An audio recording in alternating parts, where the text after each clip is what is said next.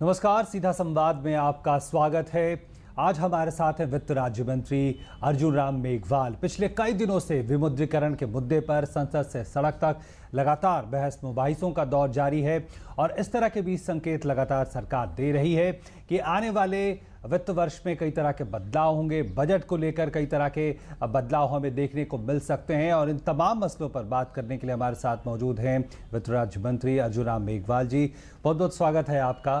Thank you, आपका भी ओम जी। जिस तरह से विमुद्रीकरण के मुद्दा जो लगातार अभी छाया हुआ है और जिस तरह से सरकार लगातार कह रही है कि तमाम तरह की कोशिशें हो रही हैं, कैश की कोई कमी नहीं है, कैसे आप देख रहे हैं? 2 हफ्ते से ज़्यादा वक्त हो गया। ये बहुत ही महत्वपूर्ण फैसला था देश के लिए और इसके जो 4-5 उद्देश्य जो प्रधानमंत्री जी ने खुद ने अपने राष्ट्र के नाम संदेश में इंगित किए और जनता ने उनको समझा। सबसे पहले काले धन पे चोट करना, आतंकवाद पे जो फंडिंग हो रही है उसको चोट करना, फेक करेंसी जो छप रही है उसको चोट करना और इस देश में जो भ्रष्टाचार की टेंडेंसी है, मूल्यों का जो नुकसान हो रहा है उस भ्रष्टाचार की टेंडेंसी को चोट करना, जो दवाइयों की तस्करी हो रही है, शस्त्रों की तस्करी हो रही है उस पर चोट करना। ये कुछ उद्देश्य थे। इनको लेकर के जब ये कैंसलेशन ऑफ लीगल टेंडर हुआ 500 और 1000 रुपये का, तो उसके बाद विपक्ष ने ये समझा कि ये तो मास्टर स्ट्रोक है, मोदी जी से बहुत पॉपुलर हो जाएंगे। थोड़ा समय लग रहा है इसकी चीज़ों को नॉर्मल होने में। लगातार हम उसी दिन से 8 नवंबर को राष्ट्र का नाम संदेश और 8 नवंबर को इस शाम को बैठ करके हमने 4-5 सुधार किए। अब ये जो बार बार ये कहा जा रहा है कि जनता को तकलीफ हो रही है, मैं समझ रहा हूँ, मैं खुद लाइनों में गया हूँ, मैं खुद एटीएम की लाइनों में गया हूँ। जनता कहती है हम क्या राशन लेने के लिए लाइनों में खड़े नहीं होते क्या? हम क्या रेलवे स्टेशन पे लाइनों में खड़े नहीं होते क्या? लाइनों में खड़ा होना हमें बुरा नहीं लग रहा है। हमें ये लग रहा है कि इस देश को जो मोदी जी ने निर्णय लिया इस देश को सुधारने का, उसमें हम सहयोगी बन रहे हैं, ऐसी जनता कह रही है। लेकिन जो विपक्ष का और जो तमाम लोगों का ये कहना है कि शायद तैयारी पूरी नहीं थी। देखिए, जब डीमोनेटाइजेशन का काम होता है तो उसमें ना विपक्ष को बताया जाता है ना सत्ता पक्ष को बताया जाता है। इसमें बहुत सीक्रेसी रखी जाती है और सीक्रेट के साथ काम होता है। जैसे विपक्ष कहता है कैलिब्रेशन पहले कर लेते, अगर एटीएम का कैलिब्रेशन पहले कर लेते तो पता नहीं लगता कि नोट बंद हो रहे हैं। तो क्या चाहता है विपक्ष, मेरी समझ में नहीं आता। ये आपको जैसे कोई प्रिंटिंग प्रेस में जो अखबार छपना या प्रिंटिंग प्रेस में कोई पैम्पलेट छपना, ऐसा नहीं है नोट छपना। नोट छपना अपने आप में एक प्रक्रिया है, उस प्रक्रिया में समय लगता है। तो अब धीरे धीरे ग्रेविटी कम होती जा रही है। आपने देखा 8 नवंबर को जो स्थिति थी, धीरे धीरे धीरे धीरे धीरे ग्रेविटी, और अर्बन एरियाज में तो अब विजिबल नहीं है प्रॉब्लम, और रूरल एरिया में है। तो अब कल हमने कुछ नाबार्ड को संकेत किए हैं कि सेंट्रल कोऑपरेटिव बैंक को भी कैसे इनका इंफ्रास्ट्रक्चर को अपन यूज कर सकते हैं। नाबार्ड रीफाइनेंस एजेंसी है सेंट्रल कोऑपरेटिव बैंक की, तो हो सकता है कि हम ग्रामीण क्षेत्रों में भी इसका सुधार जल्दी कर लें। कृषि क्षेत्र को लेकर बड़ी चिंता थी, बुआई को लेकर बड़ी चिंता थी। हालांकि सरकार ने कई उसमें भी कदम उठाए हैं और पुराने करेंसी उसका इस्तेमाल की बात कही है। ये कितनी बड़ी चिंता लग रही है? देखिए, जो सोइंग का सीजन था उसको देखते हुए हमारे पास ज्ञापन प्राप्त हुए थे, तो हमने सोचा कि इसका कोई निदान करना चाहिए। तो ये निदान किया कि 500 रुपये पुराना, 1000 का नहीं, खाली 500 रुपये का नोट पुराना चलेगा बीज खरीदने के लिए।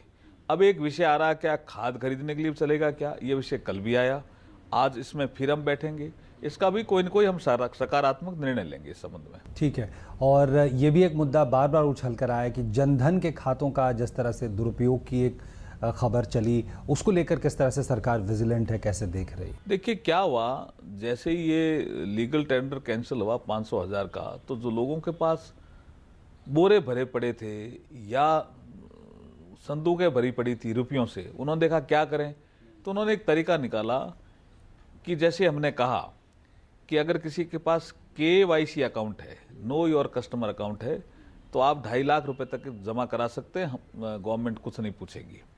और अगर आपके पास KYC अकाउंट नहीं है, आपके पास सेविंग का पैसा पड़ा है, तो किसी भी ID प्रूफ के साथ आप बैंक में जाकर के आप अपने खाते में पैसे जमा करा सकते हैं। तो लेकिन उसकी लिमिट हमने 50,000 से नीचे रखी। तो बहुत से लोगों ने क्या किया कि ID प्रूफ इकट्ठे किए, ये ऐसे तत्व होते हैं, हर जगह होते हैं सिस्टम में। आईडी प्रूफ इकट्ठे किए और उन्होंने एक साथ जमा कराने की कोशिश की, या एक किसी आदमी का पैसा कई लोगों को कहा लाइन में खड़े हो जाओ और आप जमा कराओ, हम दिन भर जो आप खड़े रहेंगे उसका हम मजदूरी का भुगतान करेंगे। ये जो सिस्टम आया ना, इसको चेक करने के लिए हमने इनकम टैक्स डिपार्टमेंट, हमारा इन्वेस्टिगेशन टीम, इनको सबको कहा है कि किसी पर्टिकुलर खाते में अगर ज़्यादा पैसे जमा होते हैं लिमिट से ज़्यादा, तो वो क्यों हो रहे हैं और जन धन में क्यों हो रहे हैं अब इतने पैसे जमा, तो उसकी सारी जांच चल रही है, प्रक्रिया। हम आपके माध्यम से भी कहना चाह रहे हैं कि कोई भी आदमी दूसरे के अकाउंट में पैसा जमा नहीं करे। हमारी जो विजिलेंस टीम और हमारी जो एजेंसियां हैं वो उसके लिए सतर्क है। तो जैसे संसद की गतिरोध का आपने भी जिक्र किया, वहाँ लगातार विपक्ष जो है शोर शराबा कर रहा है, सरकार ने भी इसको पलटवार करने की नीति बनाई है। कैसे आप देख रहे हैं इसको, कैसे टैकल कर रहे हैं? नहीं, सरकार की कोई पलटवार की नीति नहीं है। मैं आपको कहना चाहता हूं कि जब संसद का सत्र 16 नवंबर को शुरू हुआ, उससे पहले सर्वदलीय बैठक हुई। उस बैठक में विपक्ष ने कहा कि चर्चा हम चाहते हैं डीमोनेटाइजेशन पे। सरकार ने तुरंत मान लिया। और आपने देखा होगा कि लोकसभा तो उस दिन सीटिंग एमपी के डेथ होने के कारण स्थगित हो गई, जो परंपरा है। राज्यसभा चली, पूरे दिन चर्चा हुई और उसी चर्चा से एक निकला था कि शादियों के सीजन में इसको दिक्कत आ रही है, तो दूसरे दिन ही हमने शादियों का जो विपक्ष का जो एक सुझाव था उसको मान करके हमने शादियां जिनके घरों में हैं उनको 2.5 लाख रुपए निकालने की हमने छूट दी थी। इसका मतलब चर्चा करना चाहते थे वो। दूसरे दिन उन्होंने देखा कि चर्चा में कोई ज्यादा सार नहीं है, क्योंकि इनके सरकार के तर्क ज्यादा मजबूत है, तो उन्होंने क्या किया, कुतर्क छेड़ा। प्रधानमंत्री सदन में आए, राज्यसभा में। अब आप देखिए, प्रधानमंत्री सदन में आए, राज्यसभा के रूल बने हुए हैं, जिस मंत्रालय की चर्चा होती है उस मंत्री अगर वहां उपस्थित है तो चर्चा होती है, हमेशा ही होती आई है। और लोकसभा में वो प्रधानमंत्री सदन में नहीं कह रहे हैं, लोकसभा में वो कह रहे हैं कि हम लोकसभा की रूल 56 के तहत चर्चा चाहते हैं। लोकसभा में 3 तरह की चर्चाएं होती हैं, जिसमें विभाजन हो मतों का। 3 तरह की चर्चाएं होती है। 56 वो चर्चा है जिसमें स्पीकर सारे काम स्थगित करती है। स्पीकर ने कहा कि मैं प्रश्नकाल स्थगित नहीं करना चाहती। ये स्पीकर का डिसीजन है, सरकार का है ही नहीं। सरकार को क्यों कटकर खड़ा कर रहे हैं? उन्होंने कहा मैं प्रश्नकाल, ये सदस्यों का अधिकार है, मैं इसको नहीं मारना चाहती। दूसरी चर्चा का नियम है 193, हम कह रहे हैं 193 में करा लो। तीसरी चर्चा का नियम है 184, वो खाली 56 में चर्चा कराने पड़े हुए। जो अब वो स्पीकर का डिसीजन है, स्पीकर अगर कहे 56 में करा लो तो हम तो स्पीकर भी तैयार बैठे। सरकार चर्चा से नहीं भाग रही है, सरकार लगातार चर्चा के लिए कह रही है। तो एक ये भी बातें कही जा रही है कई अर्थशास्त्रियों के द्वारा कि जिस तरह से अभी जो ट्रांजिशन का दौर है, जो बदलाव का दौर है, इसका असर अर्थव्यवस्था के उसके विकास पे, ग्रोथ पे पड़ सकता है, खासकर तीसरी चौथी तिमाही में। कैसे आपका मंत्रालय कैसे इसको देख रहा है? हमारे मंत्रालय में भी इसकी समीक्षा हुई, अर्थशास्त्रियों के आर्टिकल भी हमने पढ़े हैं, मैं लगातार समीक्षा हम भी कर रहे हैं। देखिए, इस देश में 23.2% इकोनॉमी शैडो इकोनॉमी कहलाती है वर्ल्ड बैंक की रिपोर्ट के अनुसार। ये कोई छोटा मोटा आंकड़ा नहीं है, इट्स ए बिग अमाउंट जो जीडीपी में अकाउंट ही नहीं होता। जैसे आपने कोई पैंट खरीदी या आपने कोई कोट खरीदा, आपको बिल नहीं दिया, तो वो जीडीपी में अकाउंट, इकोनॉमिक एक्टिविटी तो है ले वो जीडीपी में अकाउंट ही नहीं है उसका। जैसे कोई क्रेडिट सोसाइटी है, आरबीआई से उसने लोन नहीं लिया, लेकिन वो 18 और 20% पे लोन दे रही है।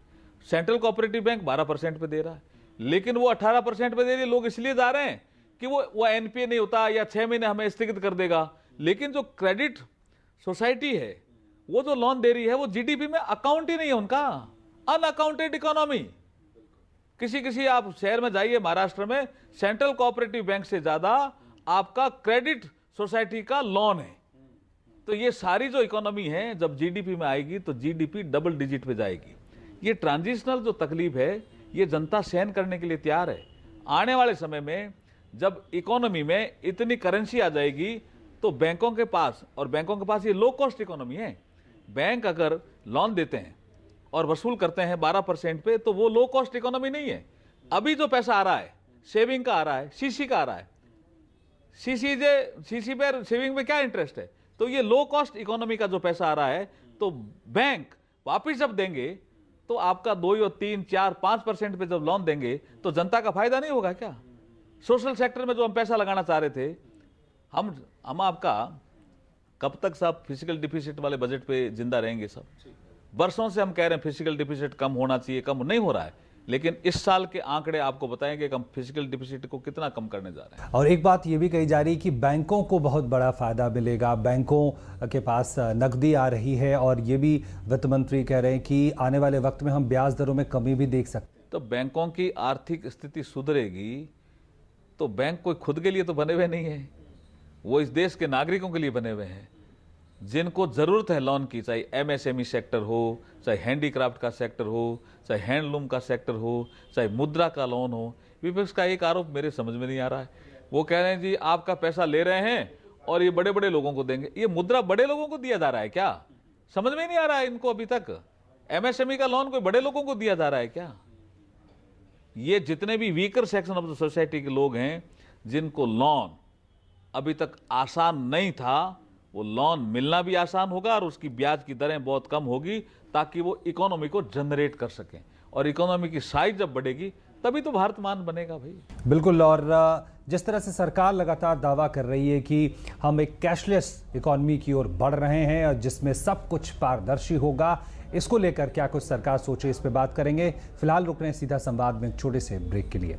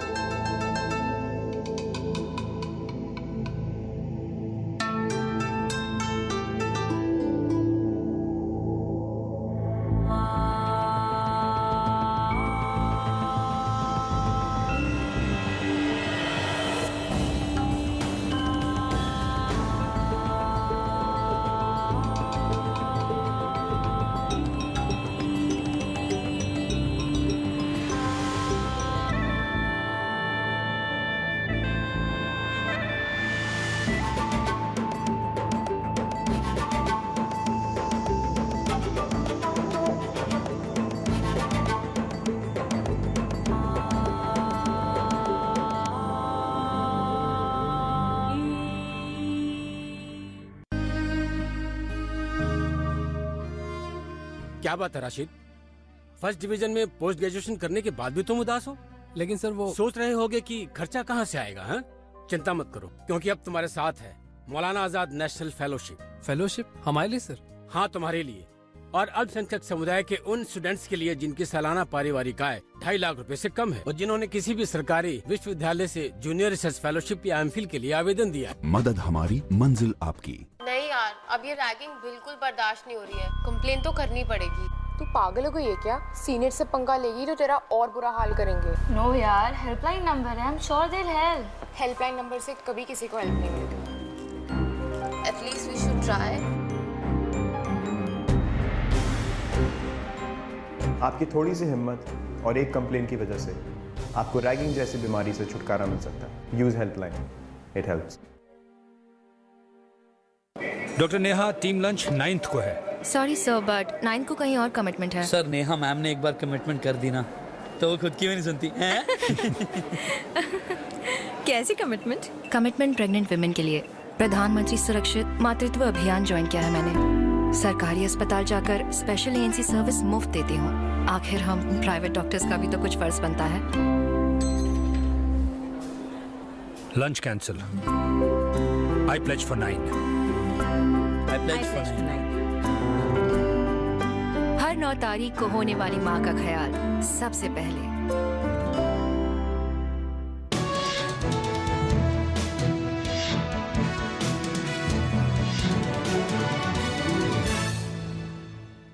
ब्रेक के बाद एक बार फिर से आपका स्वागत। सीधा संवाद में हम बात कर रहे हैं वित्त राज्य मंत्री अर्जुन राम मेघवाल जी से।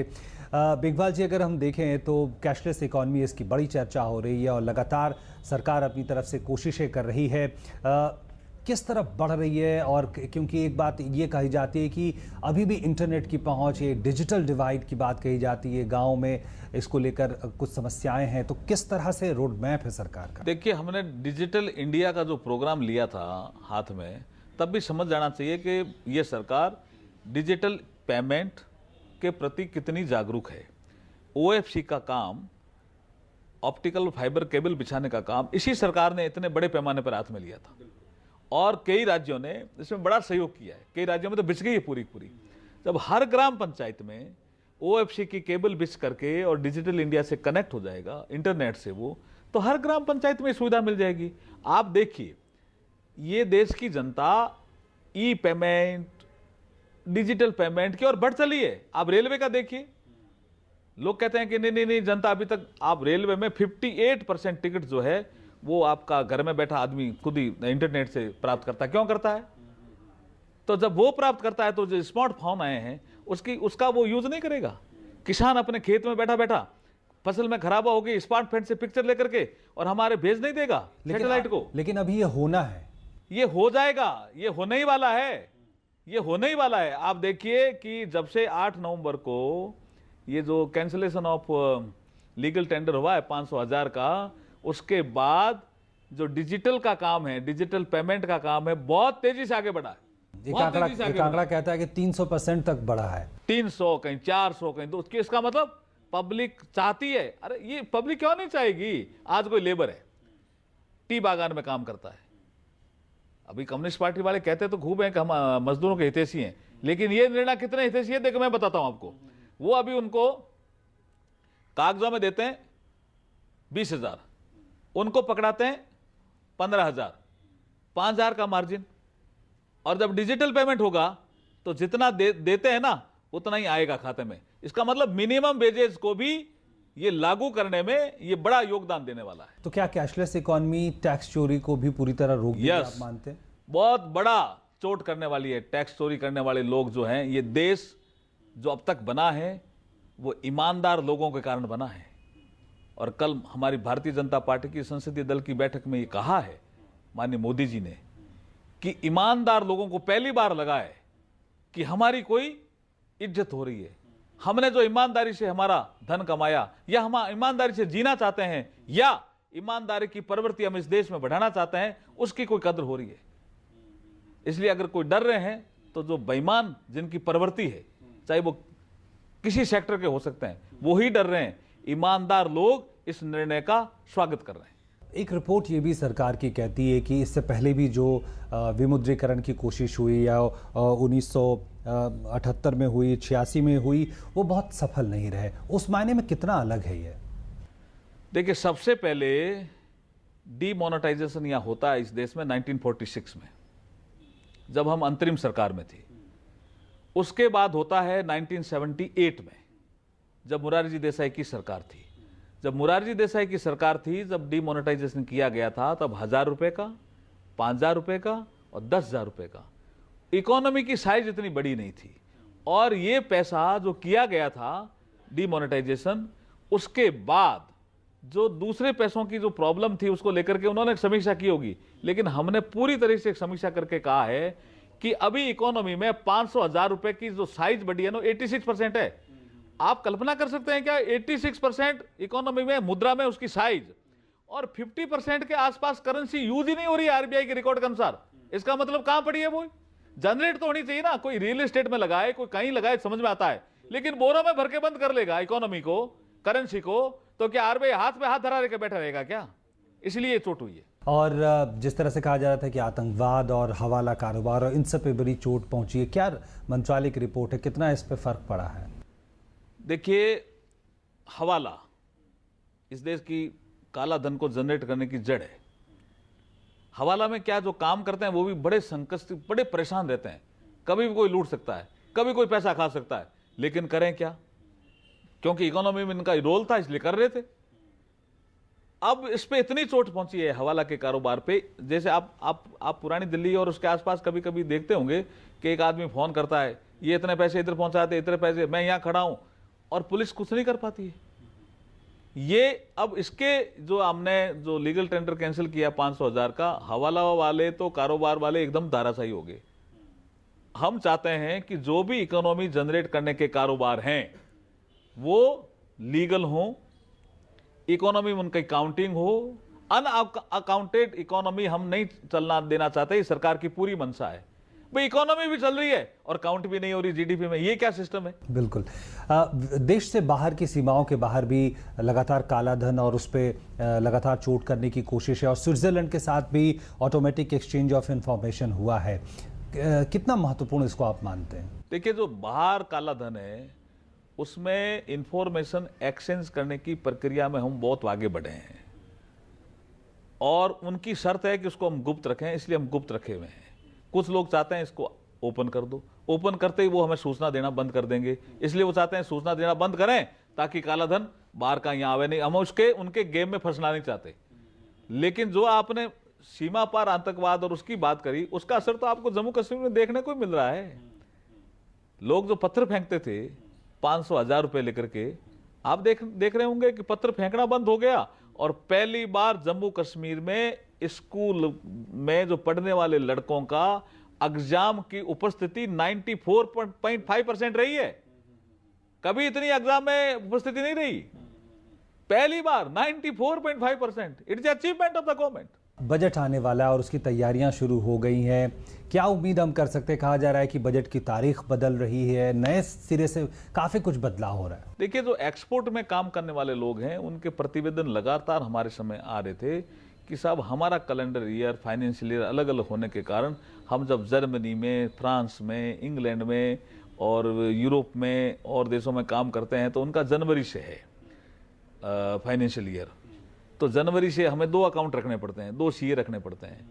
ये एक प्रवृत्ति थी, लेकिन जीएसटी हम 1 अप्रैल से लागू कर रहे हैं, तो इसलिए थोड़ा जीएसटी लागू 1 अप्रैल से तब होगा जब फाइनेंस बिल, देखिए बजट पास होना अलग विषय है और फाइनेंस बिल पास होना अलग विषय है। जो फाइनेंस बिल है वो हमेशा अप्रैल, मई, जून के आसपास पास होता था। इस बार फाइनेंस बिल हम अप्रैल से पहले पास करेंगे। बजट पहले पास होगा, फिर फाइनेंस बिल पास होगा, और 1 अप्रैल से जीएसटी जब लागू होगा तो इसमें इस कारण से इसकी डेट बढ़ रही है। लेकिन एक विचार ये भी है आने वाले समय में कि क्या हम फाइनेंशियल ईयर 1 जनवरी से कर दें, ये विचार भी चल रहा है। तो 1 फरवरी को क्या बजट आ रहा है, ये पूरी तरह पक्का है? ये काम जो है, जो डेट तय करना, बजट सेशन कब बुलाया जाएगा, इसके लिए कमेटी बनी हुई है, पार्लियामेंट अफेयर्स की कमेटी। तो पार्लियामेंट अफेयर्स की कमेटी इसको cabinet committee on parliament affairs, CCPA की बैठक में इसकी डेट तय होगी। हाँ, अभी मोटा मोटी फरवरी के फर्स्ट वीक में ही बजट पेश होगा। ठीक है। और क्या इस बार जो सत्र चल रहा है, शीतकालीन सत्र, उसमें जीएसटी बिल पास हो जाएगा और 1 अप्रैल से लागू हो जाएगा? यस, निश्चित रूप से जीएसटी बिल इस सत्र में ही पास होगा। देखिए, केंद्र में तो होगा आईजीएसटी, सेंट्रल जीएसटी पास, और स्टेट में हमने रिक्वेस्ट की है सारे राज्य सरकारों से कि आप अपना स्टेट जीएसटी बिल शीतकालीन सत्र बुला करके पास करें।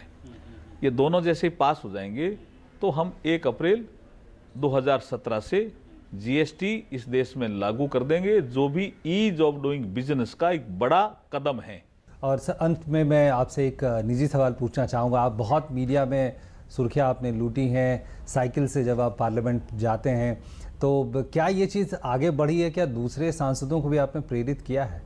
देखिए, कार्बन एमिशन को कम करने के लिए मैं साइकिल से जाता था। हम कोपेनहेगन में मिले पर्यावरण के इशू पे, हम पेरिस में मिले, संसार के देश, और कहा कि भाई ये कब तक क्लाइमेट चेंज, ओजोन परत में छेद हो गई, लगातार पर्यावरण का पॉल्यूशन जो है वो बढ़ रहा है, तो कार्बन एमिशन को कम करने के लिए सो मोटो एक्शन कौन लेगा? तो सो मोटो एक्शन के कारण मैं साइकिल से जाता था। और आपने देखा होगा मेरे बाद कई एमपी, 4-5 एमपी जो है साइकिल पे आने लगे हैं। अभी भी मैं जब क्षेत्रीय मेरे बीकानेर क्षेत्र में होता हूँ तो मैं कोशिश करता हूँ साइकिल चलाने की। अभी भी एक पैडल्स मार्च में करके आया हूँ, एक कोणार्क मंदिर का एक कार्यक्रम था उसमें करके आया। एक बार साईं बाबा का, लोगों ने कहा साईं बाबा बड़े परायणविद थे, तो साईं बाबा के मंदिर तक भी मैं साइकिल से गया। ऐसे कार्यक्रम मैं इसलिए करता रहता हूँ कि हम सो मोटो एक्शन लेकर के संसार में जो नेक्स्ट जनरेशन आने वाली है उसको हम एक शुद्ध वातावरण दे सकें। जी बिल्कुल, बहुत बहुत धन्यवाद अर्जुन राम मेघवाल जी, हमारे साथ इन तमाम मुद्दों पर खुलकर बातचीत करने के लिए। तो ये थे वित्त राज्य मंत्री अर्जुन राम मेघवाल। उन्होंने साफ तौर पर कहा कि जो एक बदलाव का दौर है अर्थव्यवस्था में, चाहे काले धन से जुड़ा हो और आने वाले वक्त में जो तमाम बजट संबंधी बदलाव हो, वो एक बड़े और बेहतर भारत की नींव रखेगा। आज सीधा संवाद में इतना ही। नमस्कार।